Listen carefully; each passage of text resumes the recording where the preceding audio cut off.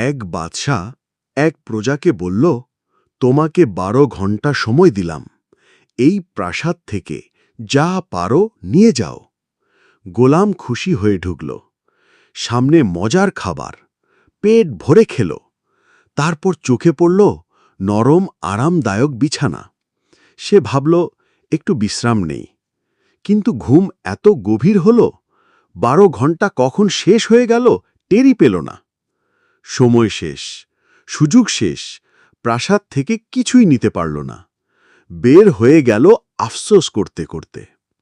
বন্ধুরা, এটাই আমাদের দুনিয়ার জীবন। আল্লাহ আমাদের কিছু সময় দিয়ে এই পৃথিবীতে পাঠিয়েছেন।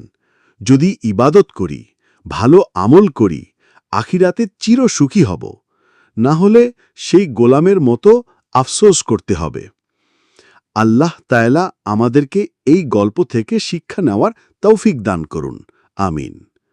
এমন অনুপ্রেরণামূলক ইসলামিক গল্প পেতে এখনই আমাদের চ্যানেলটি সাবস্ক্রাইব করুন। কারণ শয়তান চায় না আপনি এখানে জ্ঞান অর্জন করুন। তাই আজই শয়তানের বাধা ভেঙে দিন।